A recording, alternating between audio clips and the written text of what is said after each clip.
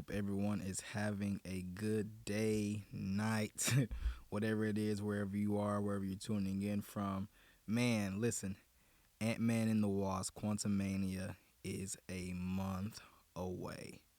I don't know about y'all, but I am super excited and ready to watch this movie.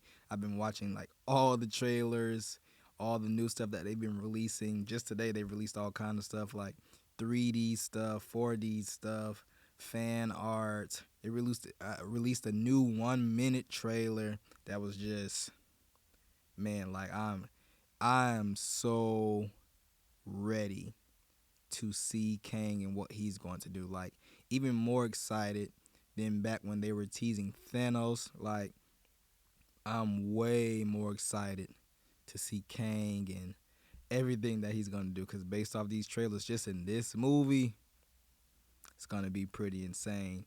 Man, look, today we are going to be talking about the plot leak for the movie, the latest plot leak. You can take some of this stuff with a grain of salt if you want, but it's all been pretty much confirmed by these trailers that we've been getting. And it makes me even more excited just to know, like, okay, majority of this stuff is really going to happen. So let's get into it. So the latest plot leak starts with Janet will be running from quantum realm xenomorphs when she meets Kang. There's a montage of Scott narrating his life via an insert from his book, Looking Out for the Little Guy. Scott talks about how happy he was to meet a raccoon that could talk and says he's friends with the Hulk. They talk about future adventures. Scott says that for the moment he's just focused on being a dad. Scott and Cassie reconnecting is a really big part of this movie. Like I said, we see that in the trailer, even with that scene of young Cassie. We know how much Scott really wishes that he was there for like that time when he was gone, when she was growing up and he came back and she was much older. He really wishes that he had that time back. So we know that, just like I said, them reconnecting is going to be a really big thing that he really wants to happen. All right, let's keep going. Scott, Cassie, Hope, Hank, and Janet are separated into two groups after getting sucked into the quantum realm by Cassie's device. Scott tries to calm Cassie down by saying being into quantum realm is just like camping. We know that because in the trailer that they dropped today, we see Scott telling her, just breathe, just breathe. It's okay, breathe. We're gonna get out of this. We see a whole civilization living in the quantum realm. We see Hank and Janet surfing giant flying stingrays. That's confirmed by the trailer for sure. There's a quantum realm cantina bar with a Bugman bartender. That's in the trailer for sure. Bill Murray's Krylar is a quantum realm aristocrat who's hinting to have had a fling with Janet while she was stuck there. Some buildings appear to be alive in the quantum realm. MODOK's described as a mechanized organism designed only for killing. He's a big Corey Stollhead. We know that from the trailer. And let me just say, this plot leak didn't just come out. This plot leak came out last year in 2022. And it was pretty much out like before we saw a lot of this stuff like actually released and on screen for us to see. So, like I said, you can take this plot leak with a grain of salt if you want to, but just by everything in it is pretty much true. We get to know Kang's backstory. I'm excited about that. Janet and Kang were both trapped in the quantum realm together in the past. He has a ship that can travel the multiverse. Janet and he were fixing it. He wanted to help her fix time so she could get her time back with Hope. Okay, that's similar to Scott and Cassie. Janet discovered he was evil via a neural connection he has with his ship. After confronting him and confirming his nature, she destroyed the equipment that made his ship work and trapped them both deeper in the quantum realm. Kang has been the conqueror ever since, and he's been looking for Janet for revenge. Let's keep going. Kang tells Scott he has beaten the Avengers several times. And one of the other clips that wasn't released to us, like the general public, but was released at, I think it was Comic-Con, in the audio, you hear Kang asking Scott about Thor. So we know that, like I said, Kang tells Scott he's beaten the Avengers several times. We know that to be true. Kang asks him if he's the one with the hammer, like I just said, and Scott makes a joke about people confusing him with Thor all the time. Kang says he wants to help Scott get out of the quantum realm, and he says they should work together. Kang claims to be the only one who can stop what's coming, and when Scott asks what that is, Kang simply says me. He is not blue but has lines on his face. In one of the clips of the trailer, we see that he also, in one of those scenes, his eyes are even blue.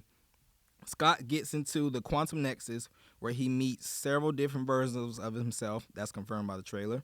There's a Scott who's just a Baskin-Robbins employee in his universe and doesn't understand what's going on. Scott works with his multiversal selves against MODOK. Scott has an emotional moment with Cassie, saying he messed up a lot in his life, but she was the only thing he never did. He promises Cassie he'll get her home. Corey Stoll is obviously doing a voice for MODOK. We already know that. There's a running joke about everyone calling him Darren and him hating it. Janet calls Kang by his name, Nathan. Okay, excited for that. Let's keep going. Kang tells Janet that she gave him a lot of time to plot his revenge by leaving him stranded in the quantum realm. He tells her that when he leaves, the first universe he'll claim will be hers. Kang reveals he's built an empire and says he'll take them with him to conquer all the universes. Scott gets an all-black suit. Hope has lightsaber wings. Both black suits have red and yellow accents, respectively. The final battle is huge and reminds of the final battle from Aquaman with all of its moving pieces. We see Giant Cassie fighting MODOK. She tries to talk him into switching sides. Giant Scott and Giant Cassie run into each other for a hug. He jokes about it feeling like he's hugging Godzilla. Kang has a standoff with Scott, Hope, and Cassie, and Hank flies in with a legion of battled armored ants, and they attack Kang. He manages to hold them off with his powers. MODOK also shows up to help. Kang fatally injures MODOK. The family goes to MODOK's side as he dies. He rubs his tiny hand on Scott's cheek. Okay, so with that one, it says the family goes to MODOK's side as he dies. So I've been hearing a lot of things about that, and a lot of people are saying that MODOK isn't really going to die. He's kind of like faking his death, and he is actually going to escape the quantum realm. So interested to see that. There's an emotional moment where MODOK says Cassie was right about him and that at least he died an Avenger. Scott says he did a good job and agrees. Kang survived the fight and stops Janet just as they are all going back to their universe. Janet, Hank, Cassie, and Hope escape. Kang beats the crap out of Scott. Hope comes back for him. They almost manage to trap Kang in the quantum realm, but he escapes and traps Scott and Hope inside. Hank guarantees Janet and Cassie that they'll find them. At the end of the movie, Hope and Scott look out of the quantum realm. Hope says to Scott that their family will be okay and that they have to trust them to find the duo. She says Cassie will know what to do. The next scene is sometime later, and Cassie's running all kinds of programs on different computers. She's staring at the screen, sees something, her eyes go wide, and she gasps. Cut to black. Okay. So the bonus stuff that they said right after they get trapped, Scott and Hope hug, and he asks her why she came back. She tells him that it was because she saw all of the other versions of herself too, the other lives she could have, and she didn't want to be in any of them that didn't have him. William Jackson Harper is also in the movie. He plays a mind-reading leader of the quantum people. His assistant is a little guy with a goo head and a glass helmet. Think of the aliens from Jimmy Neutron. Okay, and that is the plot lead. Like I said, I'm just super excited and ready for this movie. And even like everything that's gonna come after this, like Loki season 2, like we already know Kang is gonna be pretty crazy in that. I don't think he's gonna be in it a whole lot, but there is gonna be certain parts that he is involved in, and I'm excited to see where that's gonna take everything. Man, just continue to even draw the connections to Shang-Chi and Miss Marvel, the 10 rings, and her bangle. Obviously, we see that's basically the same type of like devices that Kang is using in the quantum realm. So everybody's been saying, okay, where's that signal going that was at the end of The first time you Shang-Chi with used the 10 rings, who's that signal we going to? felt Who's it it signaling? in Kamatage.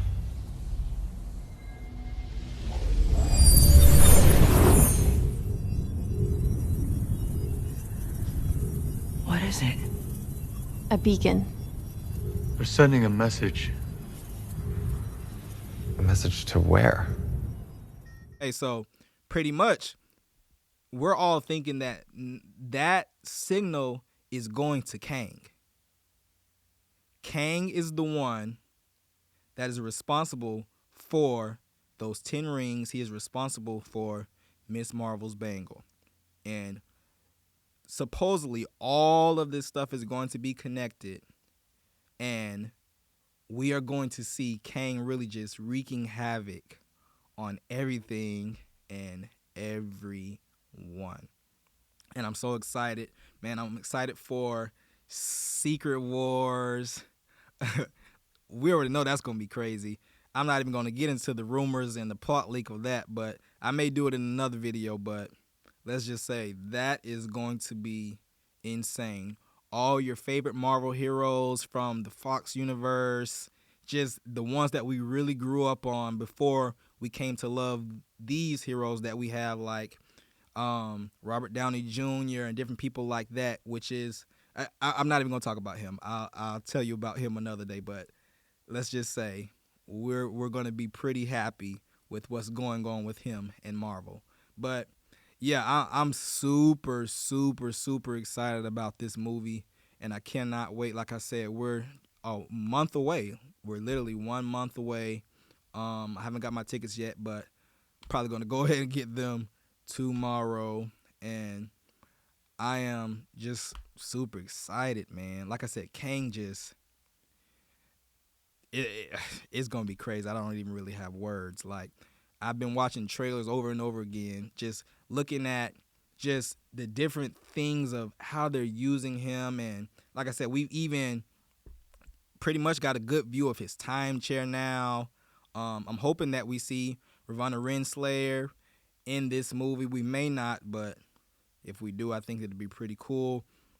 But yeah, let me know. How do you feel about this plot leak? Like I said, you can take it with a grain of salt if you want to and say it's all alleged. But like I said, from the trailers, all of this is pretty much confirmed. And yeah, I cannot wait. I cannot wait. Let me know in the comments how you feel. Are you excited? How do you feel like the movie's going to be? Do you think that Kang is really going to be what we're all hoping he's going to be? And do you think Jonathan Majors is going to do a really good job portraying Kang? I think he is, but let me know what you think in the comments. Don't forget to like and subscribe and share this video. I'm going to continue doing more and more content each and every week. We have some new Daredevil information that we need to talk about. We have some new Deadpool and Wolverine information that we need to talk about. So make sure you stay subscribed. Make sure you like and share. And just stay up to date with me and everything that we're going to be talking about so you don't miss any of the latest Marvel news. Okay? Everyone have a great night.